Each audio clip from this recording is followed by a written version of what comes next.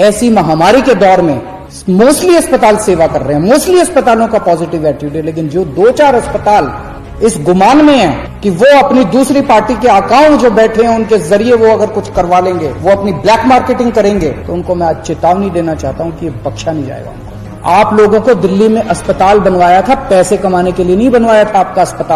आपका अस्पताल बनवाया था दिल्ली के लोगों की सेवा करने के लिए। मैं उनको कहना चाहता हूं कोरोना के मरीज तो लेने पड़ेंगे तुमको। इसके साथ साथ एक और हम एक्सरसाइज कर रहे हैं कि दिल्ली सरकार का एक मेडिकल प्रोफेशनल दिल्ली सरकार की तरफ से हर प्राइवेट अस्पताल के रिसेप्शन पे बैठेगा और वो हमें जानकारी देगा कि कितने बेड इसके अंदर भर गए और कितने खाली हैं। अगर कोई जाएगा तो वो इंश्योर करेगा कि उसको एडमिशन मिले।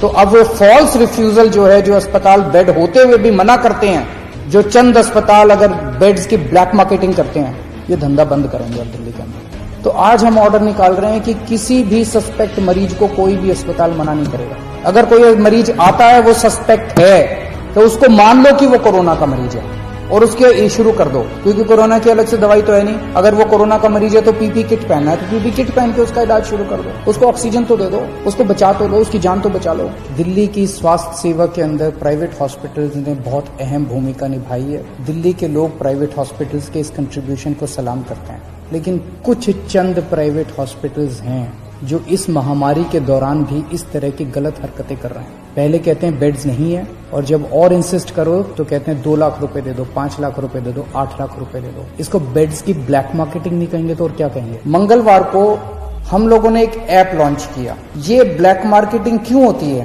क्योंकि जनता को पता ही नहीं कि इस अस्पताल में कितने बेड खाली हैं, कितने बेड भर गए, तो वो अपने हिसाब से ब्लैक मार्केटिंग कर रहा है। वो फिर से मैं कह दूं कि सारे प्राइवेट हॉस्पिटल्स बहुत अच्छे हैं, 2-4 हैं जो बदमाश हैं। हमने ये सोचा अगर हम इसको सारी जानकारी को ट्रांसपेरेंट कर दें, अगर हम जनता को बता दें कि भाई इस अस्पताल में इतने टोटल बेड हैं, इतने खाली हैं, इतने वेंटिलेटर हैं, इतने खाली हैं, तो जनता को सब पता चल जाएगा, फिर तो कोई गड़बड़ नहीं कर सकेगा। पिछले मंगलवार को हम लोगों ने ये ऐप लॉन्च करके दिल्ली सरकार का और सारे अस्पतालों की लिस्ट डाल दी कि किस अस्पताल में कितने बेड है, कितने खाली हैं, और फिर तो जो बवाल हुआ। ऐसे टूट के पड़े कई लोग इसके ऊपर, जैसे हमने कोई गुनाह कर दिया, जैसे हमने ये इन्फॉर्मेशन डाल के गड़बड़ कर दी। अब लोगों को पता है कि इस अस्पताल का ये लिखा हुआ है, इसके अंदर 20 बेड है, खाली है 20 बेड, लेकिन ये बेड नहीं दे रहा। जब उसके पास जाओ तो कहता है बेड नहीं है, झूठ बोल रहा है। 2 चीजें, इस बेड को अपडेट हम तो कर नहीं रहे, इन्हीं सबको हम लोगों ने पासवर्ड दिया हुआ है, तो उस ऐप के ऊपर अस्पताल खुद अपडेट कर रहा है कि मेरे इतने बेड खाली हैं,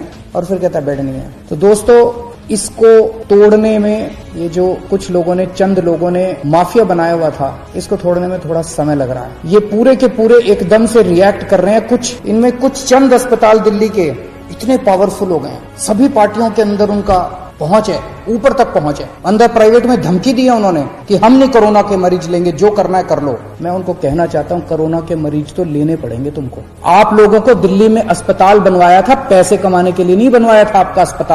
आपका अस्पताल बनवाया था दिल्ली के लोगों की सेवा करने के लिए। ऐसी महामारी के दौर में मोस्टली अस्पताल सेवा कर रहे हैं, मोस्टली अस्पतालों का पॉजिटिव एटीट्यूड है, लेकिन जो 2-4 अस्पताल इस गुमान में है कि वो अपनी दूसरी पार्टी के आकाओं जो बैठे हैं उनके जरिए वो अगर कुछ करवा लेंगे, वो अपनी ब्लैक मार्केटिंग करेंगे, तो उनको मैं आज चेतावनी देना चाहता हूं कि ये बख्शा नहीं जाएगा उनको। कल से मेरी टीम लगी हुई है, हमने 2-4 अफसरों को बिठाया है। जितने ये प्राइवेट अस्पताल हैं, जिसकी लिस्ट है, जिसको कहा गया है कि अपने अस्पताल में कोरोना की इलाज करो, एक के मालिक को कल से बुला रहे हैं। एक का मालिक आ रहा है, उनसे पूछ रहे हैं, उनसे साफ साफ कहा जा रहा है कि देखो कोरोना के मरीजों का इलाज तो करना पड़ेगा। इसके अलावा अगर तुम्हारी कोई समस्या है तो बताओ। नेगोशिएशन नहीं होगी कि इलाज नहीं करेंगे, इलाज तो करना पड़ेगा। 20% बेड रखने पड़ेंगे। कुछ लोग कहते हैं जी 20% बेड कैसे रखें, हमारी व्यवस्था नहीं है। तो ठीक है, 20% मत करो, पूरे 100% बेड आपके कोरोना के लिए कर देते। पहली बार इस तरह से कोई ऐप देश के अंदर नहीं, दुनिया के अंदर पहली बार बना है जो हर अस्पताल के बेड और वेंटिलेटर का डेटा इस तरह से ट्रांसपेरेंट कर रहा है,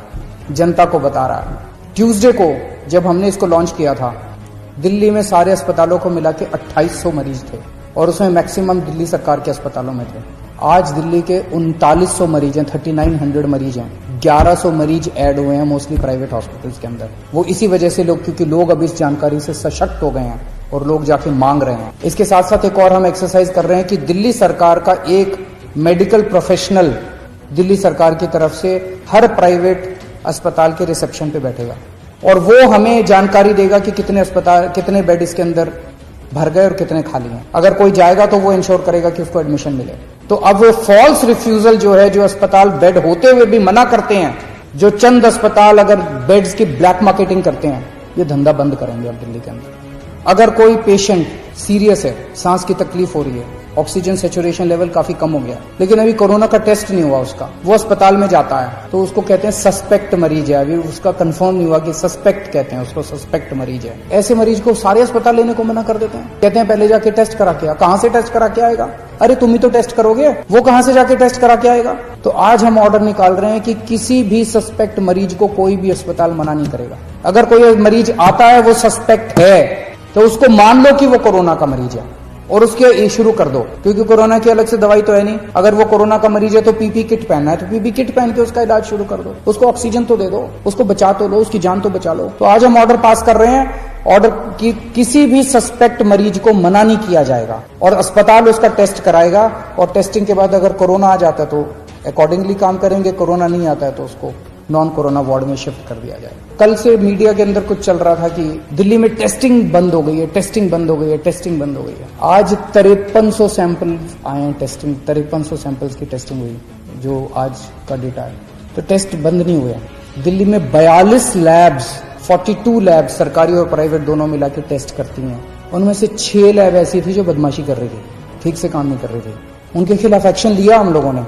36 लैब अभी भी काम कर रही थी। आप किसी भी सरकारी हॉस्पिटल के या प्राइवेट हॉस्पिटल के फ्लू क्लिनिक में चले जाइए, वहां पे टेस्ट होता है। दिल्ली सरकार के 17 कोविड टेस्टिंग सेंटर्स हैं पूरी दिल्ली में, आप वहां चले जाइए, वहां टेस्ट होता है। और इन 36 में से जितनी प्राइवेट लैब्स हैं, वो प्राइवेट लैब्स अपने खुद के, आप सीधे प्राइवेट लैब से संपर्क कर सकते हैं, वहां भी टेस्ट होता है।